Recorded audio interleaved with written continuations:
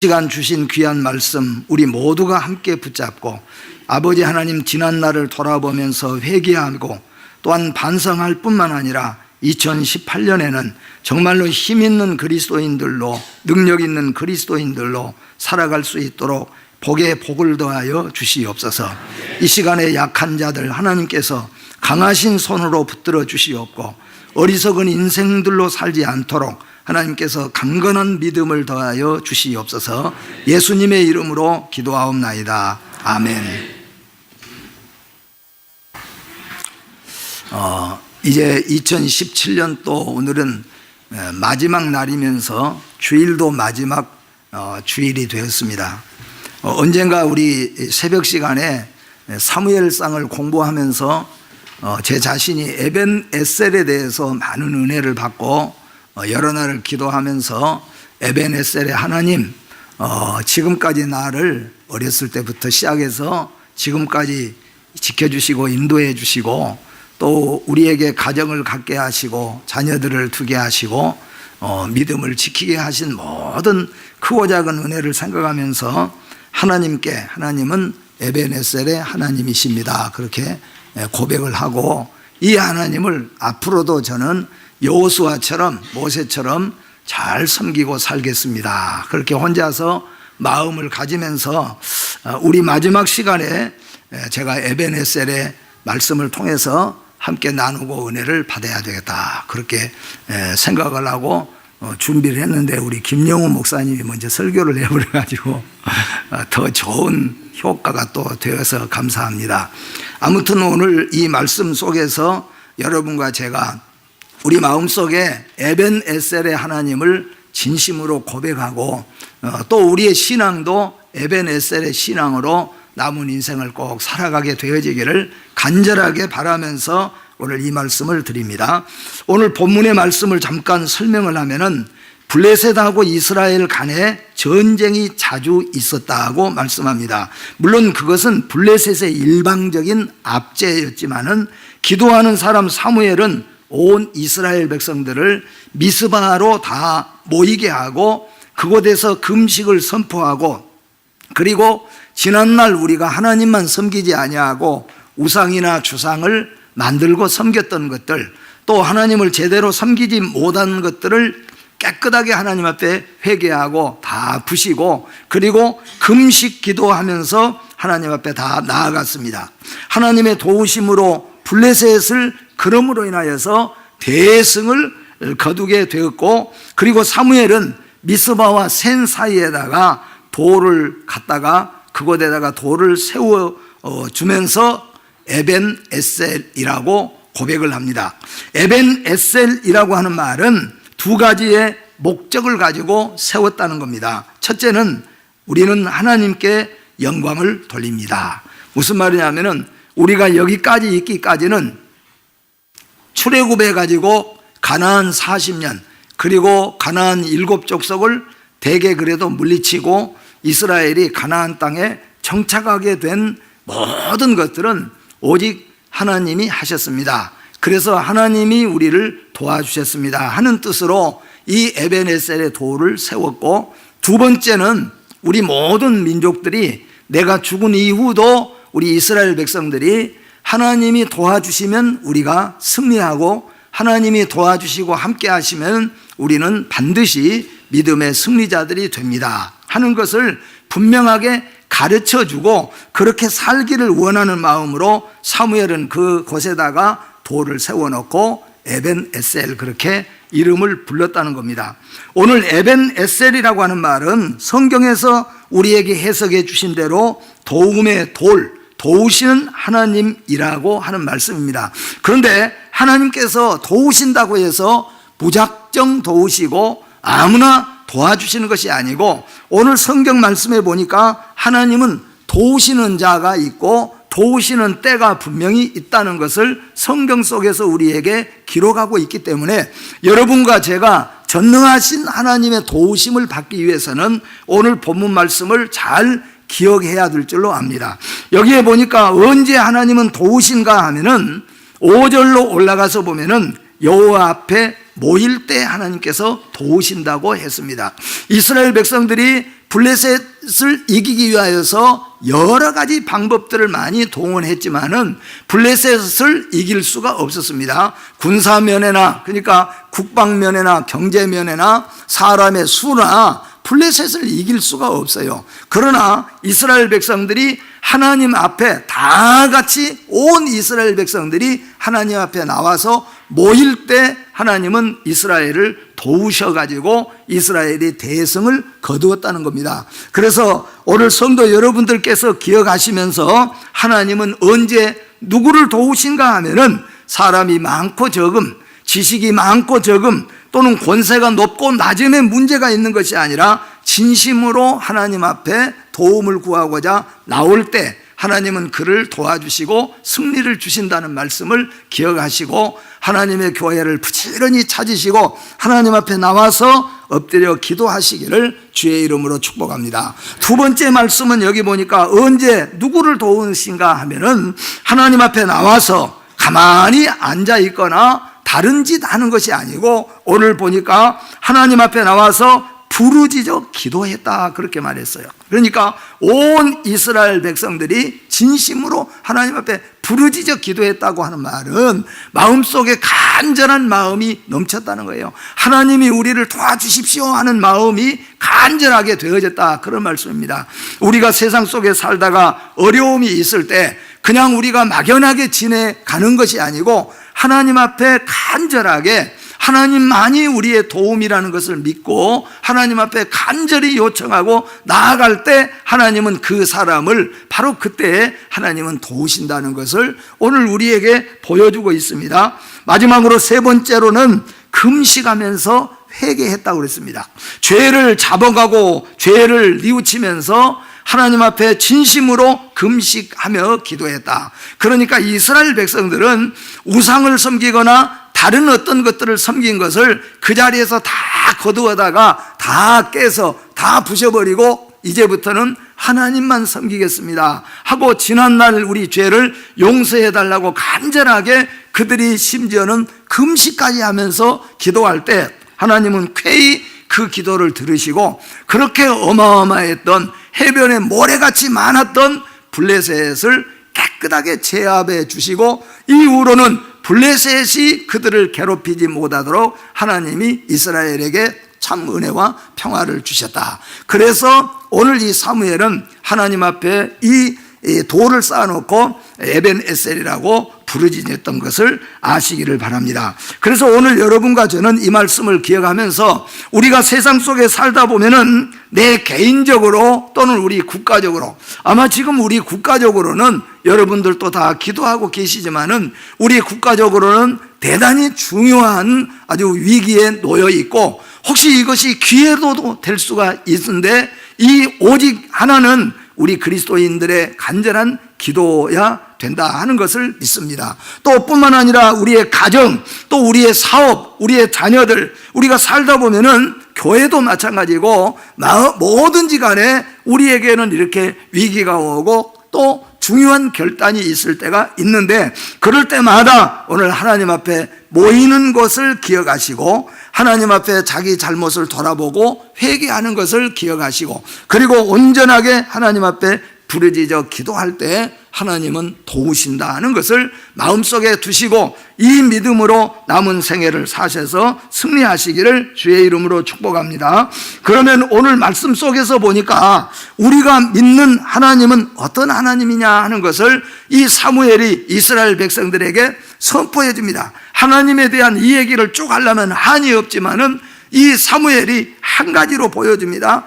돌을 세워놓고 에벤에셀이라고 말하는 데는 엄청난 이스라엘 백성들에게는 교육이 있습니다. 그리고 이 사무엘에게 있어서는 지금 이 자리에 있는 이 사람들뿐만 아니라 이후에 모든 우리의 후손들도 이 돌을 바라보면서 에벤에셀의 하나님을 기억하면 좋겠다. 그래서 이 에벤에셀이라고 하는 돌을 세웠다는 겁니다. 에벤에셀의 하나님, 우리가 믿는 하나님은 에벤에셀의 하나님이신 것을 믿으시기를 바랍니다.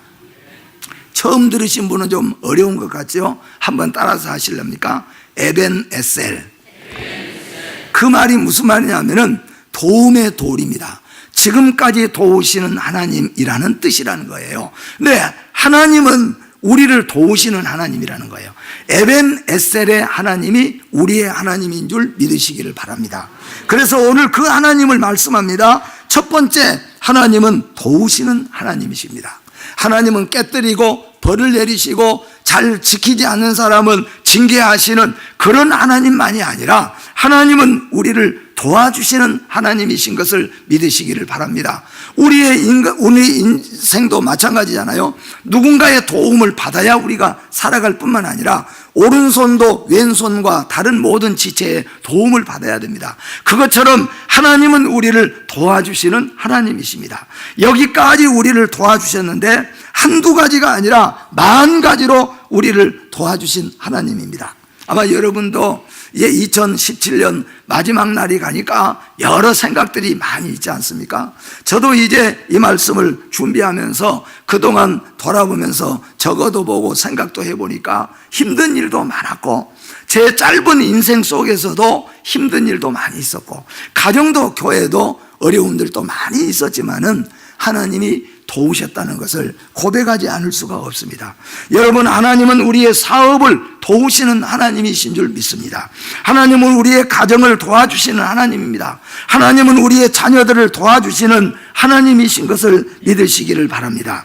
하나님은 오늘만이 아니라 어제도 내일도 그리고 언제까지나 도와주시는 하나님이십니다. 사람은 혹시 그래요. 요즘에 우리 어르신들도 이런 말 자주 쓰는 걸 제가 보거든요. 새끼들 다 소용없어요. 그것도 다 키워봤댔자 지금 나름대로 사니까 그냥 우리 둘이 부부 그냥 살면 되겠습니다. 사실 그렇게 말은 해도 또 돕기는 돕지만은 그런 생각을 갖지요. 이 세상에는 부모도 혹시라는 아이고 새끼들 도와봤댔자 소용없더라 그렇게 생각할 수도 있어요. 그런데 여러분, 하나님은 어제만이 아니라 오늘도 도우시고 앞으로도 도우시고 천국 가는 그날까지 우리를 도우시겠다고 약속하신 것을 믿으시기를 바랍니다. 그렇기 때문에 우리는 10,000가지를 다 하나님 앞에 가지고 나가서 하나님 도와주십시오 해야 됩니다. 어떤 때는 잘 못하는 것도 도와주십시오. 약한 것도 도와주십시오. 잘 안 되는 것도 도와주십시오.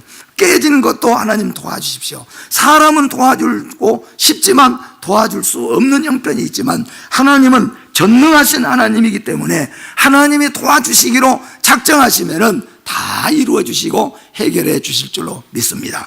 그래서 하나님은 도우시는 하나님, 나를 도와주신 하나님, 우리의 가정을 도와주신 하나님, 우리의 자녀들을 도와주신 하나님, 우리의 교회를 도와주신 하나님, 우리 나라를 도와주신 하나님.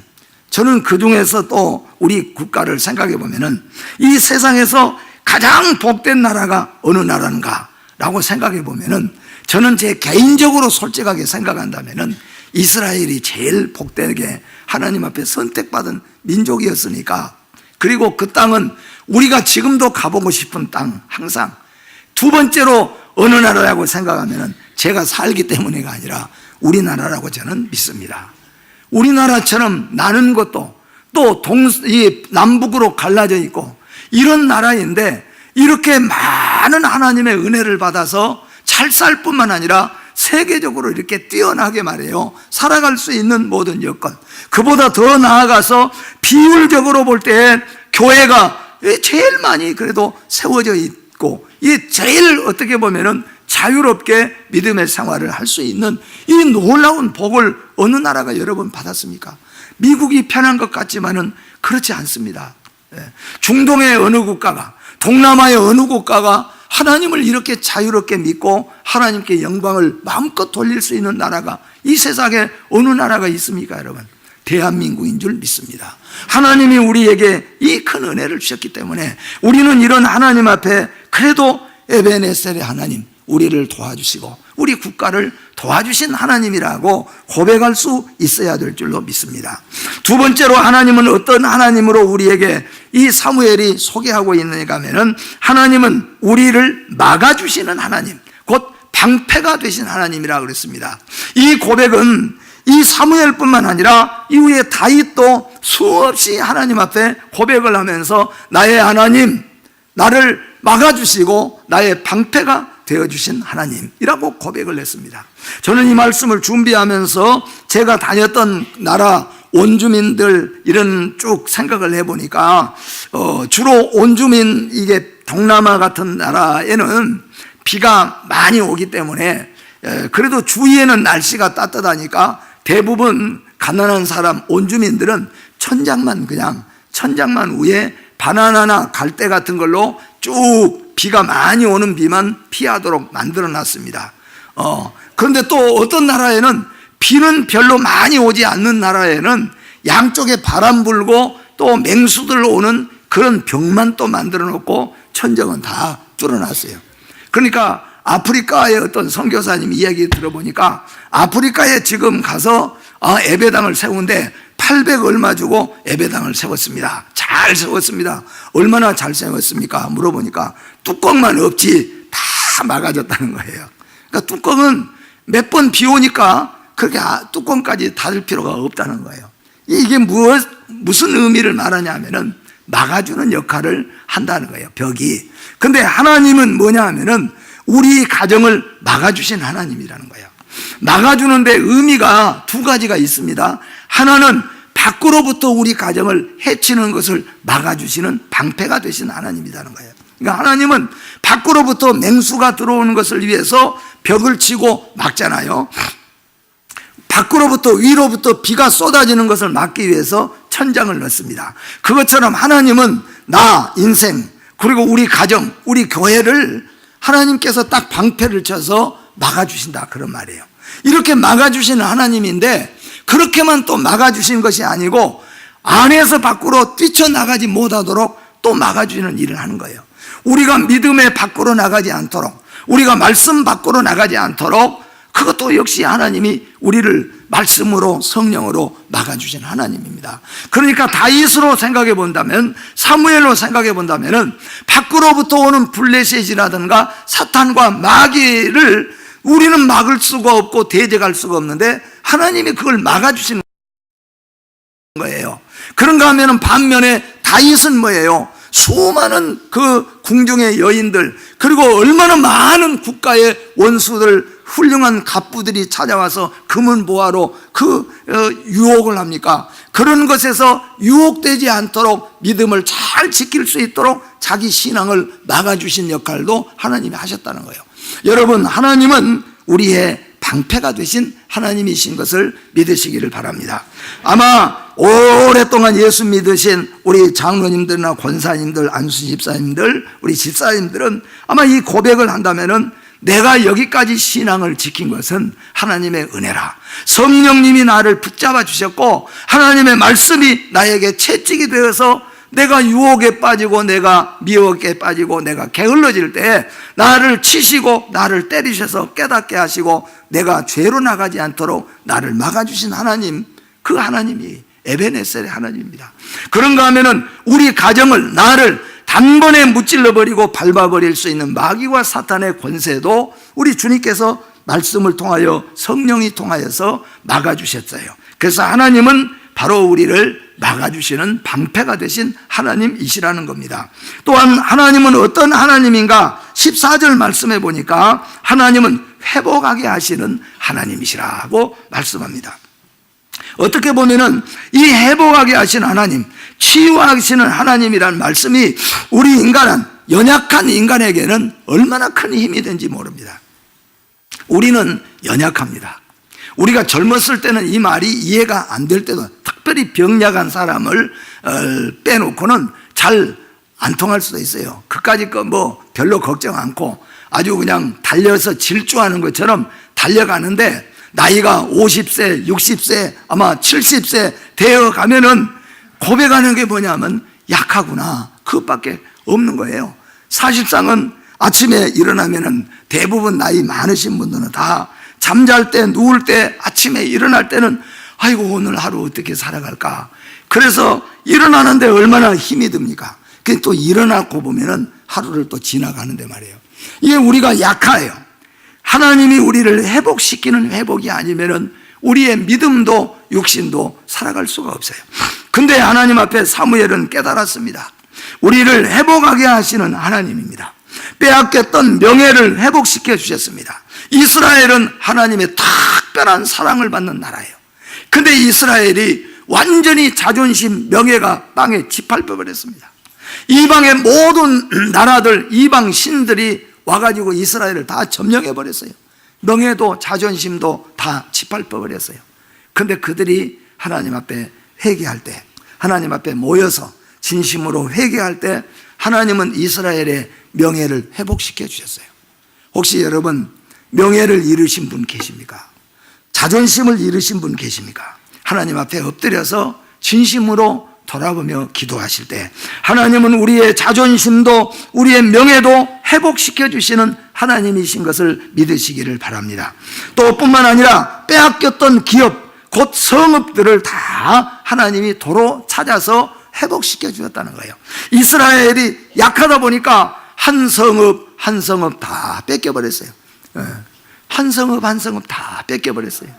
그래서 이스라엘이 어떻게 보면은 원래 우리가 차지한 땅인데 거기에서 뭐예요? 종살이처럼 해야 될 수밖에 없다는 거예요.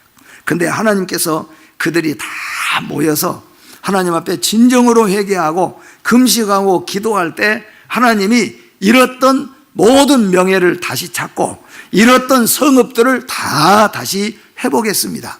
여러분, 우리가 살다 보면은 잘 될 때도 있지만은 잘못되어서 빼앗기고 없어지고 많이 있지요. 하나님 앞에 회복되는 역사가 있기를 주의 이름으로 축복합니다. 하나님은 우리에게 회복이 없다면은 살아갈 수가 없을 거예요. 우리가 마음도 육신도 만약에 회복이 없이 내가 병든 채로 내 마음이 상처받고 무너진 채로 내가 약한 채로 끝나버린다면은 우리는 이 세상에 괴롭고 힘들어서 살아갈 수가 없을 거예요. 그런데 하나님은 회복해 주시는 하나님이에요. 치유해 주시는 하나님이시라고 말씀합니다. 육신만이 아니라 영적으로도 회복이 필요한 겁니다. 어떨 때 보면은 우리의 심령만 강건해지면은 할 수 있는데 심령이 무너져 버려요. 심령도 치유하시는 하나님이에요. 정신도 치유하시는 하나님입니다.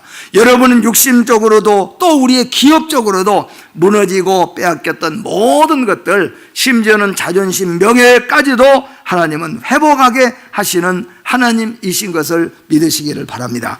요셉이 화려한 옷을 입고 자랐지만은 다 빼앗겨버리고 완전히 그는 남의 나라에서 그 종으로 살았고 그리고 감옥의 사형수로 들어갔어요.